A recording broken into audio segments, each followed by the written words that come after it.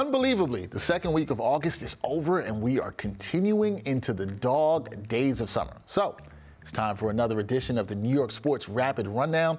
And this week's guest is someone who sat in this very chair that I'm sitting in right now. He's a former anchor and reporter for SNY. Now you can see him anchoring on CBS Sports HQ as well as a contributor to Amazon Sports Video. One of my good friends in sports broadcasting, my guy, Chris Williamson. Chris, welcome to the show, man. What's going on? You know, I'm so grateful that you brought me here, man. The fact that Dexter Henry is calling me, you know what I'm saying, to come back here, it's an honor, bro. Come on, man. We talk all the time. Yeah. We talk sports, we talk life, we talk tons of things in the industry. So it's good to finally do this with you here in studio because we talk all the time. Bro, we talk offline, you know what I'm saying? We eat at Mexican restaurants together. We do it all, baby. And now we online together. Yeah, Chris likes the food like me. We're always meeting up for dinner or doing something there. No food for us here today on the Rapid Rundown, but we're going to talk about a variety of sports today. The first episode of Hard Knocks, that dropped this week, so we're going to talk about that. Also going to talk about Josh Hart. He just got the bag with the New York Knicks. But first, guys, we got to talk about the New York Yankees. Chris, don't look at me like that. You're looking at me like we don't have to talk about the Yankees. We got to talk. Technically, we don't have to. You don't have to do anything, brother. True. You always got a choice. But it's probably important that you do. Yes. For both of our jobs, right? Because there are consequences. I don't know if there's consequences, like going to lose something, but the Yankees are a popular team that happens to be here in the New York area. And the Yankees, and we're going to talk about them, so we're just going to do it. Pitching staff, they got some bad news on Friday. Nestor Cortez is going back on the IL with the same injury that had him out for 2 months. And then we got to talk about Luis Severino. Severino, Chris, hasn't been good at all. Struggled against the White Sox on Wednesday. ERA is now 8.06. So I got to ask you this about Severino. Has he hit rock bottom? And can the Yanks continue to pitch him while they try to battle for a playoff spot? They can continue to pitch him as they try to battle for a playoff spot. But my thing is, he needs a couple more starts where he's in the middle of the pitching rotation. What I mean by that is where maybe you have an opener and he comes in, in the 4th or the 5th, or maybe the 6th and the 7th as a legit bullpen arm. Because even when the Yankees made the change from him being a starter to a bullpen arm, it didn't result in anything good. So I need to see more from this new role he's in before I say he's hit rock bottom. But if he still struggles where he's not the starter, he's coming in for an inning or two,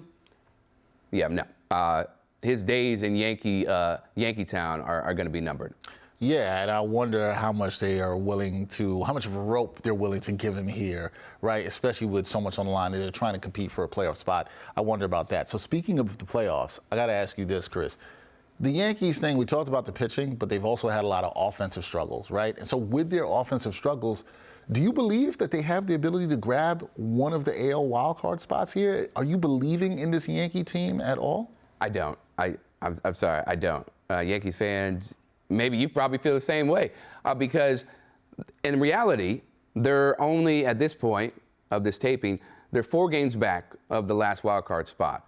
So they can clearly make up that ground, but we just have not seen any type of consistency from this team. You include the fact that they've had so many injured players, whether it's Anthony Rizzo, concussion, Aaron Judge, who was out for so long with that toe injury, Giancarlo Stanton.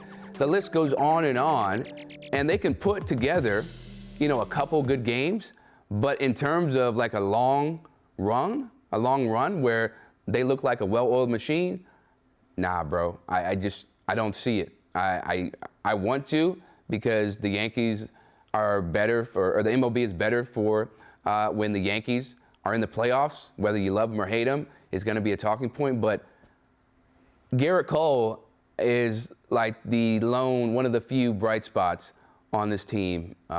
Maybe going to be the Cy Young in the AL, but no, they're not going to make the playoffs, but they're not out of it as of this point. I feel like through all of that, you were trying to convince yourself of a way to possibly believe that they might make it, but you just came back to the conclusion that this isn't going to happen. Nope, not this year, man. not this year. Sorry, Yankee fans. Chris Williamson does not believe that the Yankees are probably going to make the playoffs, but they're going to fight. They're 4 games. Yeah. They're going to fight. They're going to fight for sure. Next thing, we're going to talk about the New York Knicks. It looks like Josh Hart is going to be a Knick for a while. He signed a 4-year, $81 million extension. Been a lot of talk about the money he got, how he fits with this team. Was this a good move for the Knicks? Absolutely, it was a good move. You got Villanova Nation out there. Okay, you got Dante DiVincenzo, you got Jalen Brunson, okay, and you have Josh Hart. They have the chemistry. And if you look at the numbers, Josh Hart is only going to account for 13% of the New York Knicks cap with his contract. So that tells you they have a lot more flexibility to go out and get other pieces, as they're trying to build a championship team. And he's one of the best rebounding guards in the league, right? And when he's on, and especially from three, he's lethal. I know he's struggled in the playoffs there. And again, as I said, that chemistry with Jalen Brunson cannot be understated. And then you bring a guy like Dante DiVincenzo in. It's a really good move for the Knicks. He loves being in New York, and I think he's a guy who can really be a great asset off the bench, whether it's, defending. He's not an amazing defender, but, he's a legit defender. And then on offense, he can score. And again, when he's got the three-point shot on, he's making those corner threes, that makes him so much more dangerous. So I love the move for him and the Knicks. Yeah, I like the move, and I think you made a great point that we as journalists, anchors, have to do a better job of when we talk about NBA salaries and the salary cap.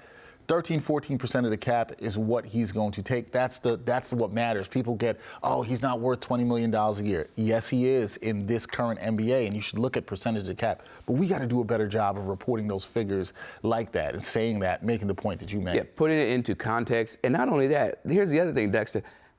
This ain't our money. This is not our money. We shouldn't probably care that much. Right, we shouldn't care that much. But if you're looking, so we can have fun and everything, talking about, who's worth that, or this and that. But at the end of the day, it's not our money. And when you look at the numbers and you put it into context, it's a really great deal for both.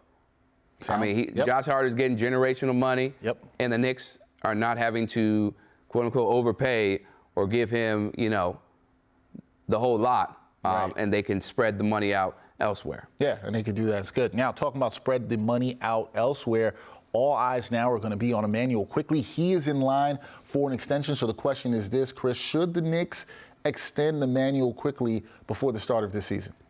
I feel like if I were the Knicks, I would extend him before the season if you're looking at it from a perspective of, hey, we know this guy is going to be really good. And if he even increases his value during the season, which we expect him to do, we're going to have to pay him more. So if you have that mindset, okay, let's pay him now, where he's coming off a career year, right? He was runner-up for Sixth Man of the Year. Let's get the deal done, because if he continues to produce and evolve his game like we've seen over the years, the first few years, we're going to have to pay him even more. But if I'm Emmanuel Quickley, I'm like, no. I'm not signing that, okay? I'm taking this year to ball out further. And then you're going to have to pay up even more. So that would be my approach, from Emmanuel Quickley's side, but also from the Knicks side. And here's the other thing. IQ did a really good job when Jalen Brunson was injured during the regular season, where he took over as the main guard, 22 points a game, I think about 5 dimes. So he showed he was more than capable of running this offense. Clearly, there's still things that he needs to improve on. But, yeah, I think the Knicks, if they're smart from a money perspective, you give them the extension this year. Yeah, all right. Could be a good move for the Knicks, and we will see what they do in terms of building their roster going forward. All right, now we got to talk about some football. We got to talk about football, and I know you're not going to tell me that we can't talk about football. We got to talk about the Jets. Hard Knocks Episode 1 went down this week, it dropped this week. There was a lot of Aaron Rodgers in that episode, a whole lot of Aaron Rodgers. What were your takeaways from the first episode of Hard Knocks with the Jets? Number one, I love the fact that Liv Shriver came down to camp. Yes. The voice of God, right? And that's the first time he's been at a camp. So hearing his interactions with Aaron and also the other players and coaches was really cool. But another takeaway that I had, Dexter, is it's one thing for the media and fans to be in awe of Aaron Rodgers. But when you see, guys like Garrett Wilson or Breece Hall, Michael Carter, talking about Aaron, like, I never seen nothing like that, bro. I never see, we never had throws like that. That, to me, is why I watch it, because you can understand that, they're fans as well. And you have players who are like watching Aaron Rodgers when they were like in middle school, and now they're making him feel old that he's their teammate. And I also like, Robert Saleh and their camaraderie, Aaron Rodgers and Robert Saleh's camaraderie, that is, and also the relationship between Nathaniel Hackett and Aaron, how, they're extremely hard workers, and they also are a bit sarcastic, a-holes, if you will. And that's good, right? Because you got to have some levity. You don't want it all to be serious, and they work together well.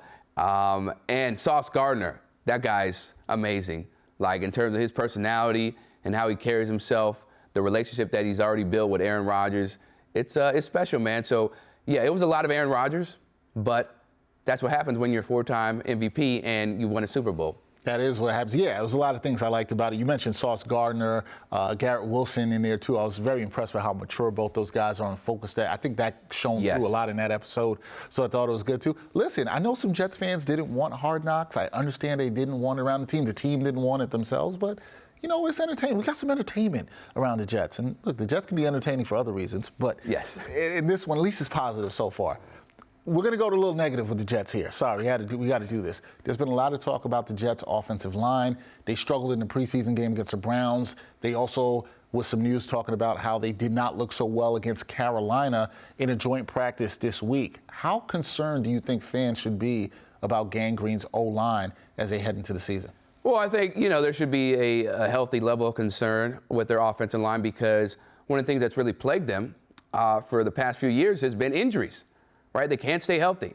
You got Mekhi Becton, who's been injured a lot, and then you have Elijah Vera-Tucker, who's one of the most versatile offensive linemen in the game, where he can play guard, he can play tackle, doesn't matter where, but he's getting injured. You got Dwayne Brown, who is expected to be the starting tackle for the Gang Green. So I think there should be a healthy level of concern, but I'm not panicking. Like, show me what's going to happen when the regular season starts. And if Aaron has no time to throw that ball and he's getting blindsided, then we can have a conversation. But I don't put too much stock into preseason games in terms of how it's going to translate to the regular season.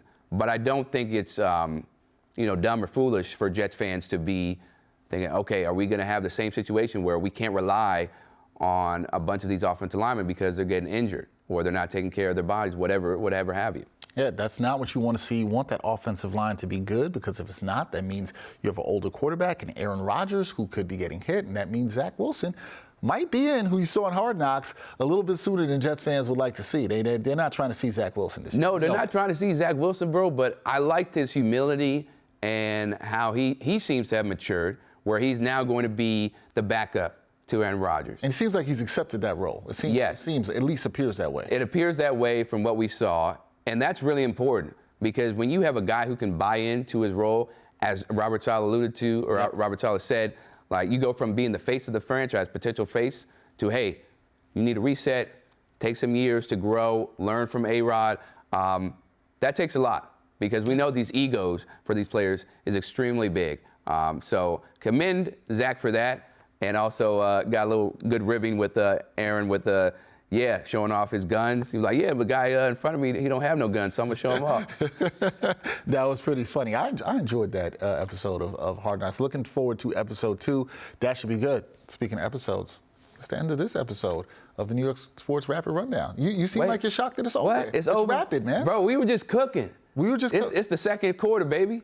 Look, man, you're going to come back and cook some more. We're going to have to do this again for sure. Okay. We talk about the 3 hottest topics in sports in New York City, so you're here. We're going to cook again. We're going to do it. Everybody, check out Chris. You see him doing his thing on CBS Sports HQ, also contributing to Amazon Prime Sports Video. Chris, appreciate you, my man. Now we got to go have a meal and do our other conversations that we always have. One of these days, we're going to cook on here, literally, where we're talking about sports. And bring the food. Bring the food in. There we go. I know management probably won't like it, but something will go down. We're gonna do some good stuff. I'm all right in the kitchen, for people who don't know. I got some of the Caribbean cooking little skills. Chef Henry. Yeah, Chef Henry out here. Chef Henry, Chef Williamson, New York Sports Rapid Rundown. Catch y'all next time. Peace.